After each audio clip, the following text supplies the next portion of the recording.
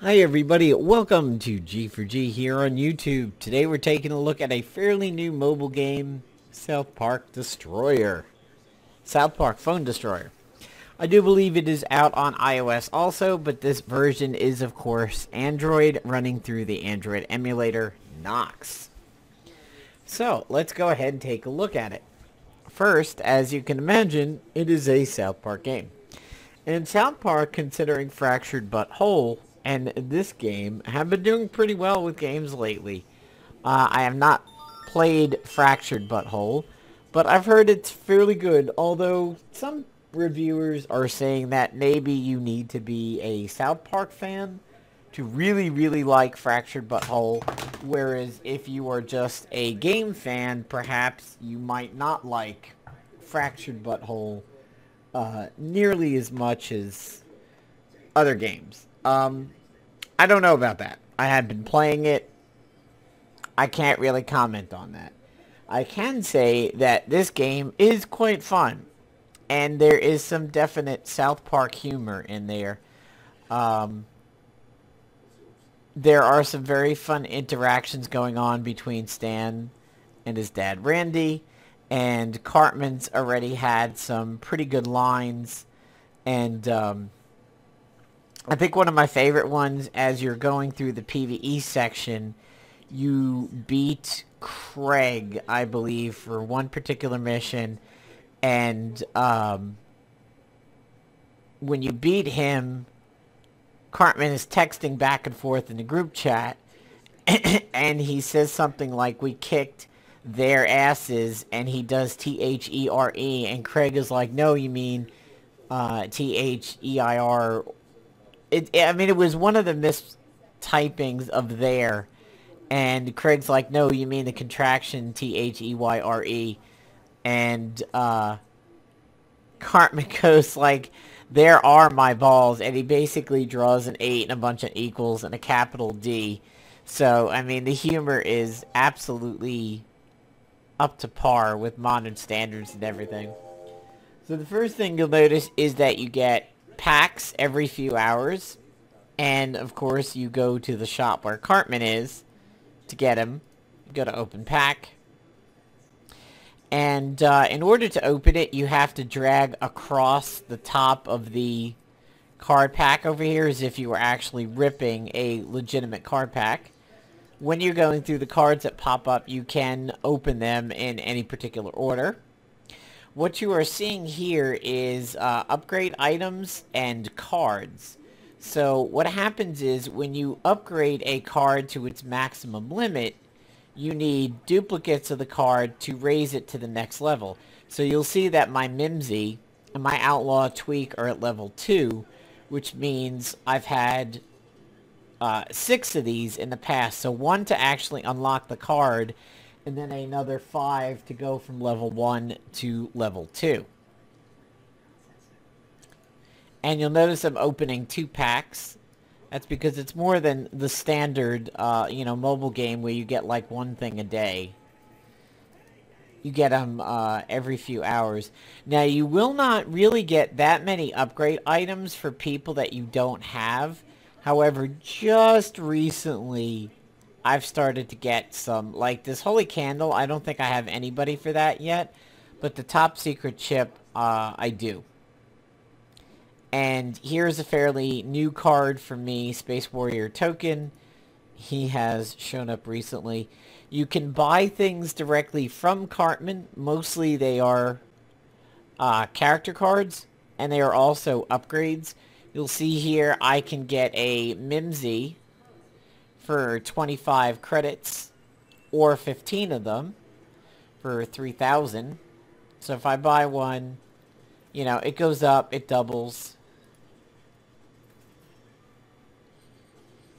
Well, not doubles, it actually goes up by a factor. And you can buy upgrade items directly from him.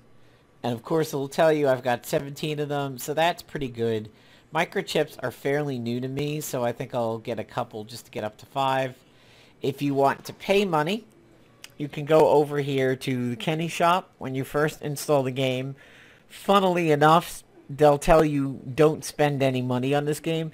Kind of how South Park the show says, hey, we parody, people badly. You probably shouldn't watch the show. You kind of get the same disclaimer over here.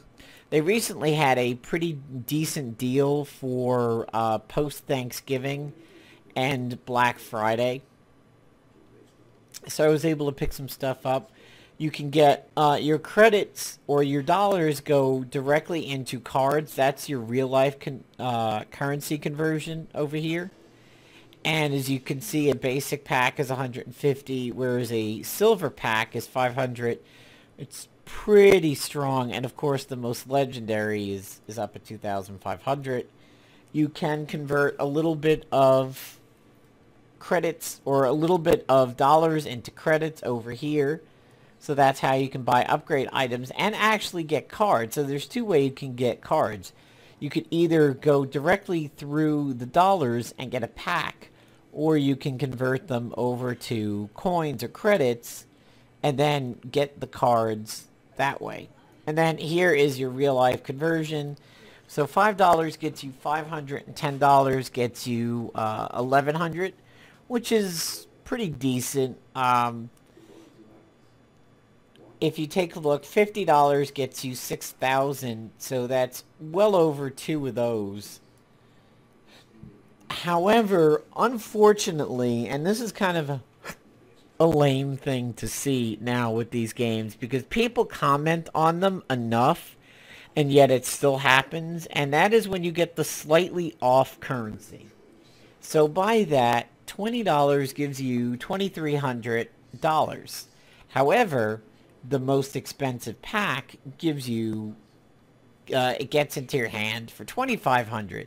So that means you don't have a direct conversion to an epic pack if you actually want one. If you were starting at 0, you'd have to get one of these, and then you'd have to get a pile of cash. So you'd have to get the stash and pile.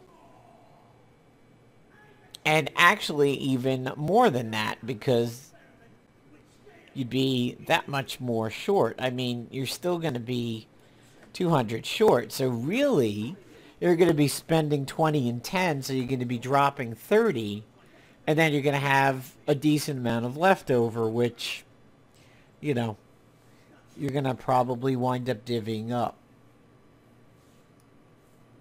So it is a shame when we see games do that. It's very, very frequent. It is probably one of the tricks in EA's. I mean, this is an Ubisoft related game, but this is probably in the Bible that EA wrote. That's like, hey, let's not give people a direct conversion. Let's have off conversions over here.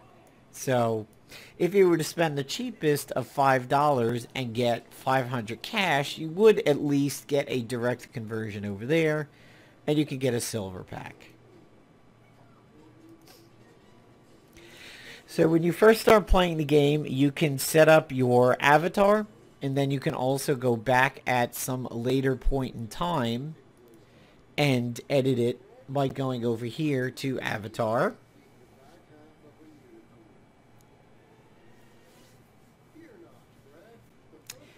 And this is just naked so that it shows you your basics. You can actually put your stuff back on.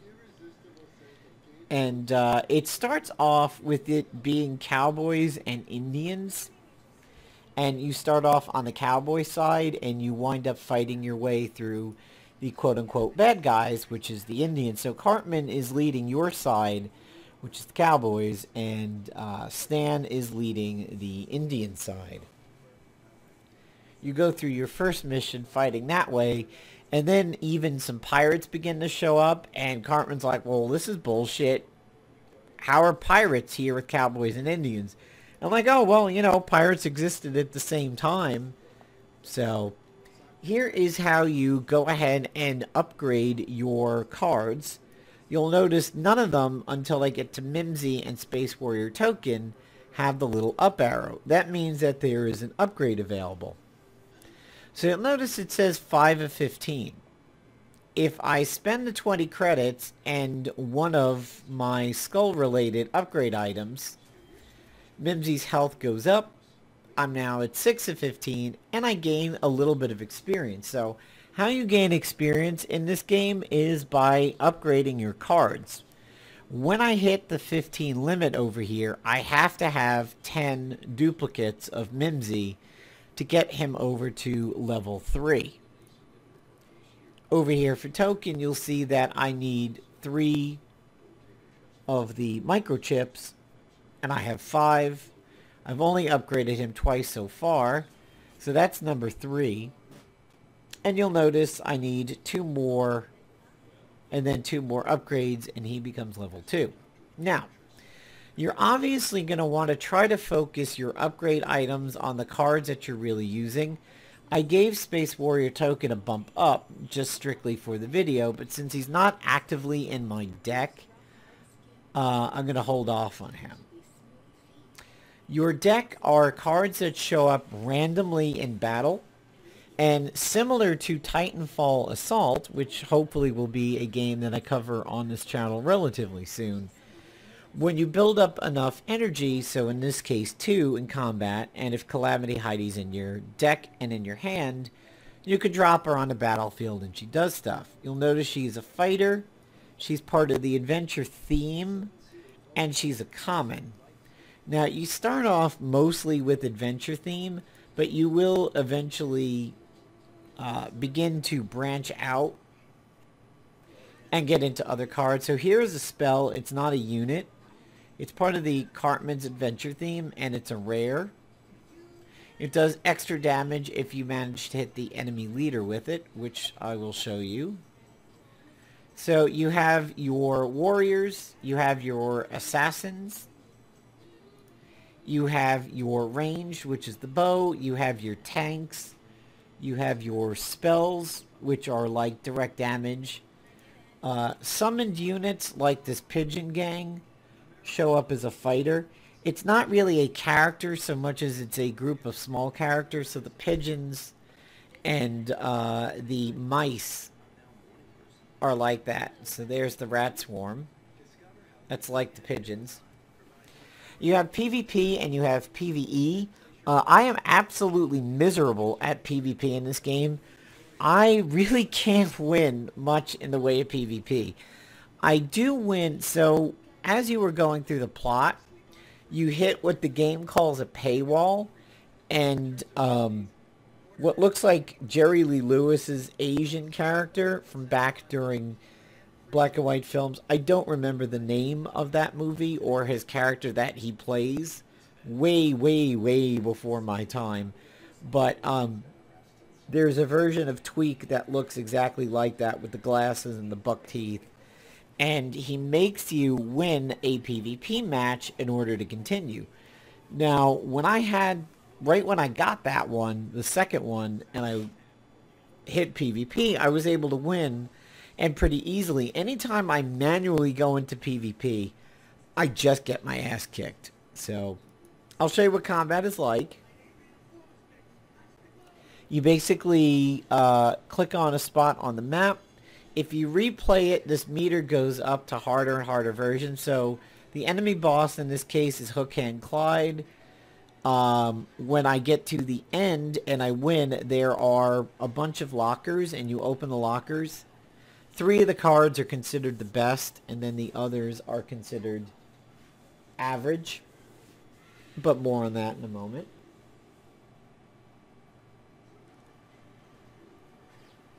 So here you are, you're starting off in battle.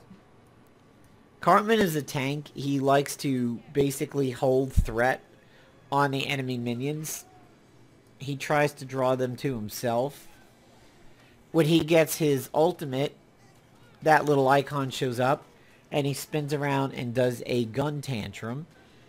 Let's up the volume a little bit here, because that's definitely part of the game. So some characters have a death wish, which is what they do when they die. Some characters have an on summon, which is something that they do as they are being brought into the game or brought into the field.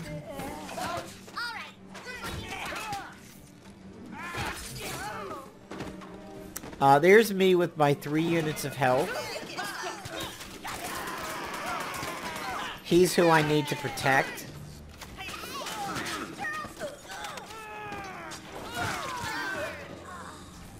Now, he does manage to defend himself by zapping people with his phone.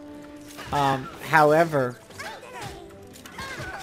you want to make sure that other enemy characters don't reach him, because they'll attack him. Now, Outlaw Tweak, he's got an on-summon over here, where he throws dynamite. If it manages to hit the enemy leader when he summons, he gets summoned and it comes out, it does extra damage. Mimsy is a special kind of tank that goes right for the enemy leader. What I like to do is I combo Mimsy with a fireball, because Mimsy gets in range of the enemy leader. I can drop the fireball generally right on the enemy leader and do extra damage to him.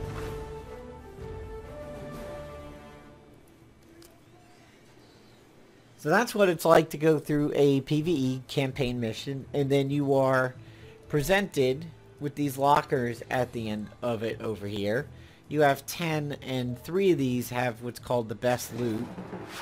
If you see that little shake in the gold light, you're getting one of the 3 quote-unquote best loots. And then once you open 3, you can pay $2 and open more. So if there was a drop in a particular campaign mission that you were really after, you can spend a little money to try and force it. Now if I do this again, you'll see the difficulty goes up a little bit. If I come all the way back here, there is a node over here that I've definitely done several times. I think it was Pocahontas. Yeah, you'll see here it's on fire. I'll try this one. I have not tried it with the meter on fire yet.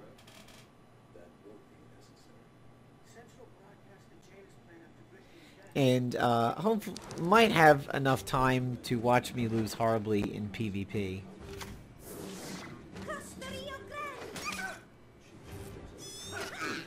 So Nelly has an AoE attack. She basically swings her shovels around like that. So she's good to dump in clumps. When you're doing PvE, enemies definitely come from all directions. It's not just straight ahead.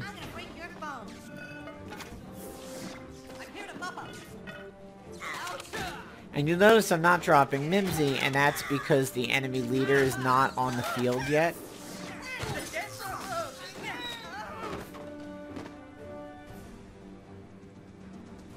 I'm just kind of reserving my energy.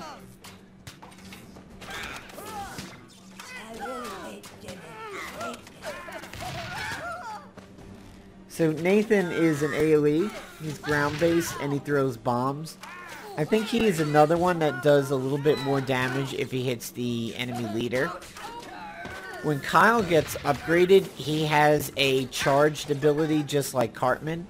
He'll throw a flare up in the air that buffs your team's damage. Here's Pocahontas Randy with his glorious hair. So I like to drop, as I said, Mimsy along with the fireball because I can do that.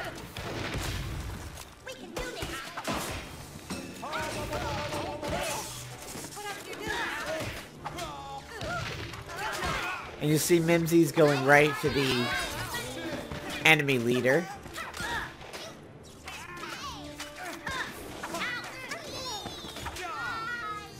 So now we'll do Rat Swarm, so you'll get to see what a summon looks like. I might...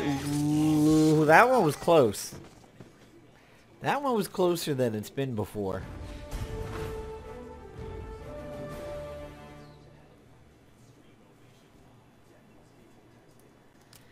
So it's kind of interesting how the game is played on a phone and the game is played on a phone in a game that you're playing on the phone, but yet they almost make it like it's real South Park life. It's kind of amusing. So I got 1 out of the 3 best loots. So if I wanted to, I could drop $2 and open another door. I now have enough upgrade items to upgrade these cards. And the game is pretty cool because rather than you having to hunt for them, it just presents them to you right away. And I'm actually going to go for Cartman. The reason being is now he is 5 out of 5. So I need to get 3 more Sheriff Cartman cards before I can upgrade him to level 2. Unlike a lot of other games of this type, I don't believe it gives you any hints as to where you might find the card.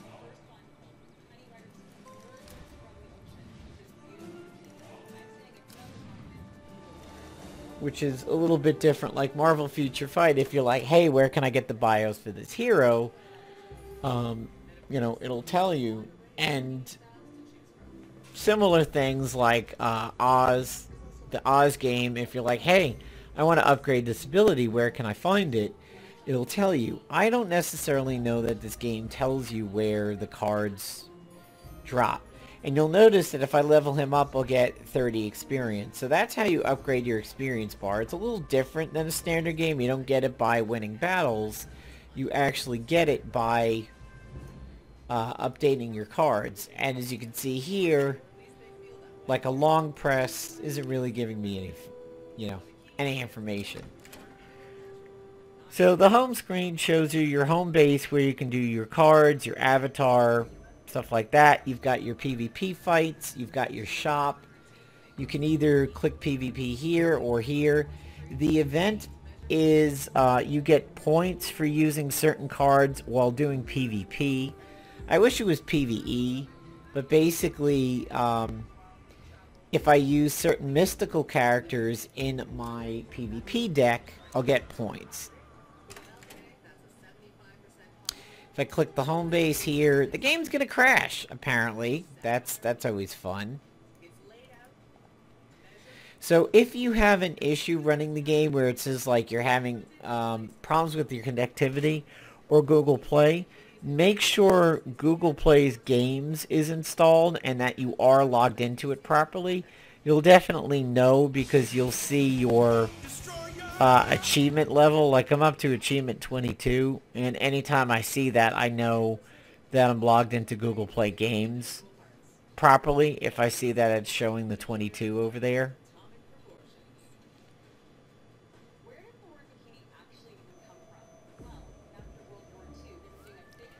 Alright, so home base also gives you some of these options over here, which is there's your deck builder. You can get into PvP battles, your daily shops, pack shops, edit your avatar, work on some outfits, some settings, Facebook, Twitter, social media, achievements. You want to check this fairly frequently because you can get things like cash by getting achievements. And also do note that it does not sort them by your achieved achievements up top. You may have to scroll to actually find the things you need to claim. So definitely be aware of that. So this is my deck currently. Basically everything on the screen is part of my deck except for Smuggler Ike, the Lightning Bolt, Pigeon Gang, and Space Warrior Token, who is new. Now, Space Warrior Token is the first one that is not part of my default set, which is Venture. He is sci-fi. So he's actually part of a different set. So like in Hearthstone, you might have Mage cards and Druid cards and Hunter cards. Here you have like sci-fi, adventure, mystical, and obviously they take themed upgrades. You're not going to use a computer chip to upgrade a cowboy. And here, you'll notice it is not revealing the cards to me because I haven't run into them yet, and I need to be PvP ranked. So apparently a lot of people are quitting right when they hit the point where they have to PvP. Hopefully that maybe sends a signal to Ubisoft. Unless the game is like very specifically throwing you like AI lowball opponents when you hit those moments, and making you fight actual human beings when you're just regular PvPing. I'm not exactly too sure. I feel like the ones where I've had to PvP have kind of been gimmies, or maybe it was just really lucky. But this game in Titanfall Assault, I definitely suck at the PvP for it, and I certainly don't want to pay my way into winning it. I would like to go ahead and try to upgrade Cartman a little bit, because he is my my real main tank. Mimsy doesn't count as a tank because he heads right for the enemy leader and he does not draw aggro along the way. So yeah, nothing's changed over here. Hopefully Cartman will show up and I can spend some of my credits on getting my Cartman card done. So it is fun. I definitely recommend you guys try it out, especially if you are South Park fans. It is definitely funny at points, and you can get great enjoyment out of the PvE for sure. PvP, much like myself, you might find a little bit of tough. You have to make sure you balance your energy. You don't want to blow your wad right at the beginning and summon, you know, 8 energies worth of units, and all of a sudden you have nothing to fight off a wave of what your enemy is doing.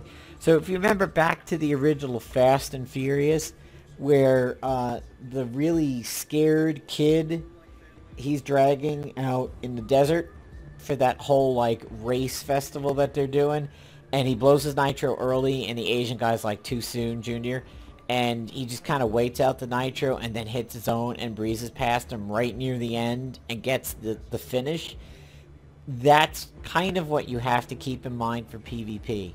You want to make sure that you have enough energy to try to counter what the enemy is doing. I really still try to shoehorn in my Mimsy Fireball combo when I can, but you also want to make sure you keep your guy protected, and it may be handy to have enough energy to drop Cartman when people are getting too close to you, wipe them out, and then drop some assassins as you get close to the enemy leader. So, hope you guys enjoy the game and this look at it, and if you're playing it, let me know what you think.